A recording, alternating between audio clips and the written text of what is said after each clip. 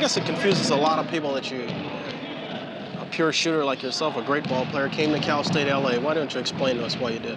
Why you came to Cal State LA? Well, mainly because of Caldwell Black. He was my junior high school coach, and like he told me that he was gonna have a head coaching job over here. And like he didn't get it. He went to Cal Poly, Pomona. But like I was gonna follow him over there, but you know I just like it here a little bit better. Raymond Lewis was a 6'2" guard with elite handles and a silky smooth jump shot, and he was nothing short of a California legend, leading Verbum Dei to 3 straight division titles, drawing massive crowds to his games. After high school, he committed to Cal State LA, where he dropped 73 points against UC Santa Barbara while on the freshman team.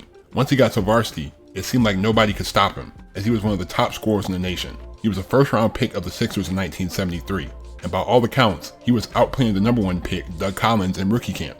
Raymond was extremely confident in his game, but a lot of people viewed that as cockiness. With so many agents clamoring to represent him, he chose to negotiate his rookie contract by himself. Once he realized that the contract had several clauses in it, he tried to renegotiate, but the Sixers wouldn't budge. Feeling frustrated, he walked out of the facility. He was suspended for the whole year, and when he tried to play in the ABA, he was threatened with a lawsuit by Philly's lawyers. He received multiple tryouts over the years, but his NBA dream would unfortunately never come true.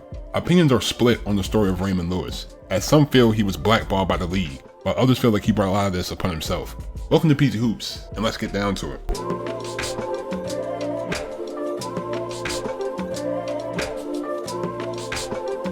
Raymond was born on September 3rd, 1952 in Los Angeles, more specifically the Watts area. He got his start on the blacktop, becoming one of the best street ballers in the city as a middle schooler, being discovered by Caldwell Black, a coach on the local youth team.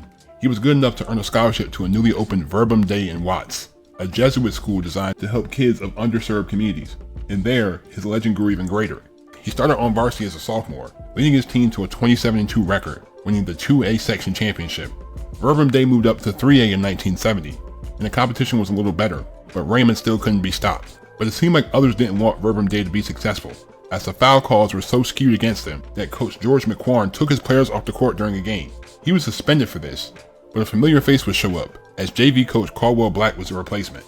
This team was firing on all cylinders, even dropping 134 points in the game, which was a division record. Raymond had become a local celebrity, as thousands of people showed up to his games. The rise in competition didn't really matter, with Verbum Dei winning the 3A section title over Furman Lawson. By the end of his junior year, there were rumblings that Raymond could go pro, when he went to numerous gyms in the city to play pickup against the best guys in the state. Some college coaches would even be in attendance. As a senior, Raymond was considered by many to be the best player in the state, as no defensive scheme could stop him. Verbum Dei faced Crescenta High in the 4A state title game, and they won, making it 3 section titles in a row. According to Coach McQuarn, Raymond's best high school performance was a 41-point, 14 assists, and 6 steal outing, shooting 18 of 21 from the field. It wasn't a surprise that he was named the Division Player of the Year and the second team parade All-American, scoring almost 1,700 points in 3 years. As you might expect, Raymond was highly sought after by several schools, receiving over 250 scholarship offers, including UCLA, USC, and Long Beach State. The 2 main schools fighting for his services were Long Beach and Cal State LA, coached by Jerry Tarkanian and Bob Miller respectively. They both paid for upgrades to Raymond's 1971 Plymouth GTX in order to sway him in either direction. He verbally committed to Long Beach, but when a brand new Corvette arrived at his door, he went to Cal State LA. To this day, Bob still claims that he didn't know where the Corvette came from. The crazier part of the situation was that he didn't even have to go to college. He met Sonny Vaccaro, a man who secured George Gervin's ABA tryout after he left Eastern Michigan, and he set up a tryout with the New York Nets, as Lou Carnesecca was in attendance. He played so well that the Pittsburgh Condors offered him $75,000 a year to come play out of high school. Raymond turned it down, as he said it was the NBA or nothing.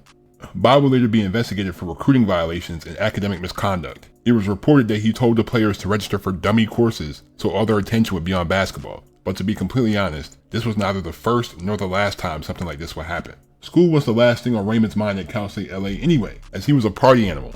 He drove his Corvette to road games instead of riding on the team bus. But as a player on the freshman team, he led the nation in scoring, averaging 39 points a game on 58% shooting. He dropped 40 on UCLA's freshman team, and he was unconscious against UC Santa Barbara with 73 points, shooting 30 of 40 from the field. As a sophomore, he absolutely dominated, although the team wasn't really winning. Raymond scored at will, even dropping 53 on Long Beach State. He led the conference in scoring, and was second nationally behind Bird Abbott. Cal State LA had a subpar season, finishing 11-14, but Raymond made the first team all-conference, with averages of 33 points and 2 rebounds. But this was all the college ball that Raymond felt he needed, so he declared for the 1973 NBA draft. He was picked 18th overall by the Sixers, a team in the midst of a deep rebuild, as they were coming off a 9-73 season, the worst record ever at the time. The Sixers also had the number 1 pick, selecting Illinois State's Doug Collins, but with the myriad of agents offering him empty promises, Raymond decided to negotiate his rookie contract sans agent or lawyer. He met with GM Don Desjardins, and he signed what he thought was a 3-year guaranteed deal worth up to $450,000. But the contract was truly only worth about $190,000, paying him $50,000 in year 1, $55,000 in year 2, and $60,000 in year 3, plus a $25,000 signing bonus. Raymond would have to make the team every year, and the rest of the money would be deferred for decades. He was completely incensed, especially once he found out that Doug, a player he felt he was better than, had signed a 4-year guaranteed deal worth $1 million. Once rookie camp started, Raymond went out and proved his worth, and by all accounts, he was destroying the top pick on the court. With the media increasingly hounding Doug because of this, Coach Gene Shue banned the media from the facility. Once Raymond hit 70 points in 3/4 of a scrimmage, Gene called off the entire practice. Once he started playing in games against other teams, Raymond felt that he had shown enough to renegotiate a better contract. But when management wouldn't budge, he walked out of team facilities. The Sixers promptly suspended him for the year, and during his suspension, he went back to LA, playing in numerous pro summer leagues and competing against established NBA pros. The next year, Philly offered him another chance to try out, but they wanted him to just bring the ball up and let others shoot. But Raymond protested by shooting it every time he got the ball, so he was cut. He signed to play with the Utah Stars, but before he could step foot on an ABA court, the Sixers lawyers threatened to sue the Stars since he was technically still under contract with Philly. Years later, former Sixers GM Pat Williams explained why Philly did what they did, saying, "We let the world know that Raymond belonged to us. He was our property." Okay, man.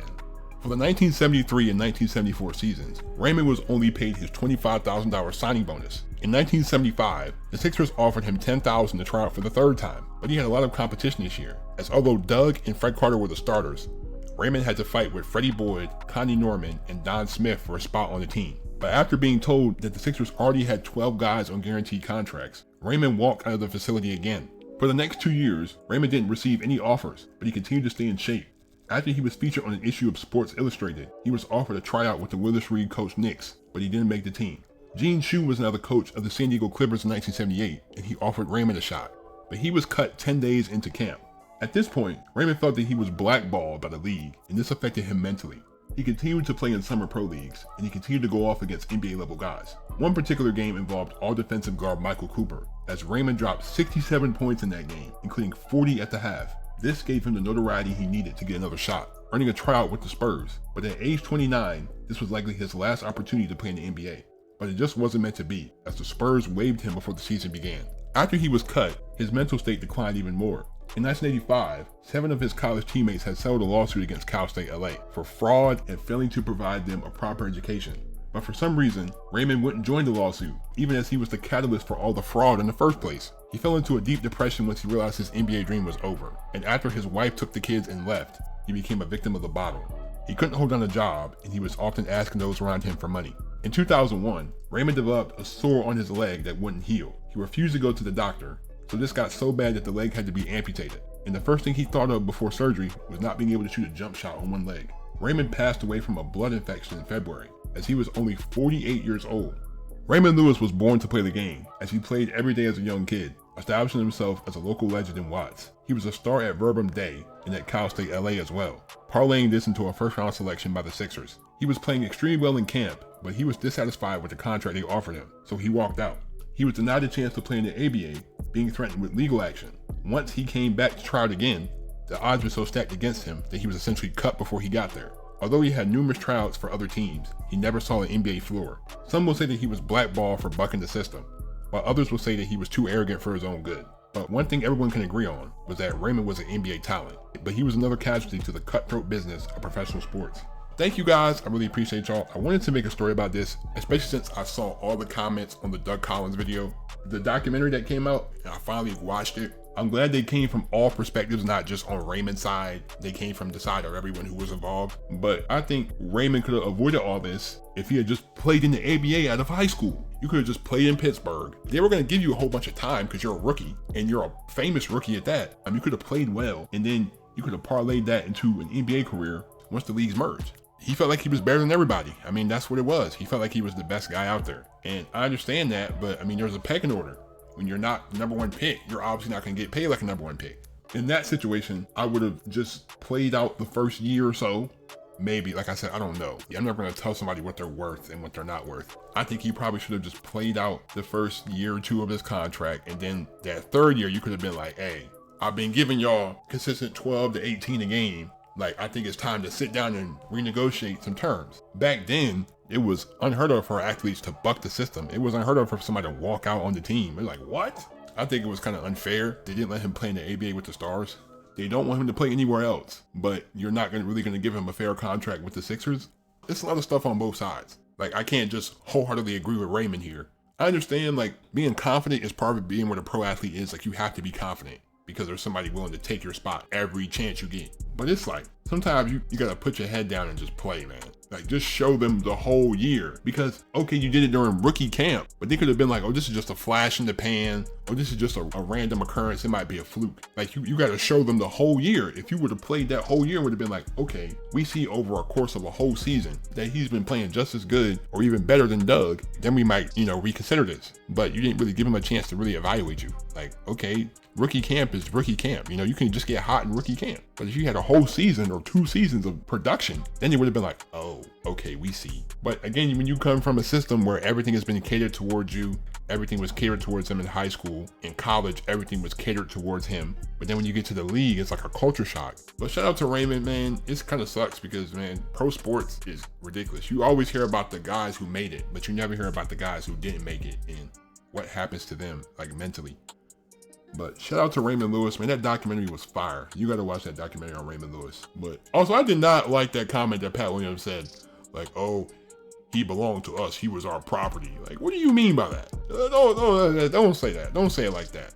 Like, you could have said he was one of our players. He was on our team. He's our property. Like, you don't own these guys. These are human beings. Like, come on now.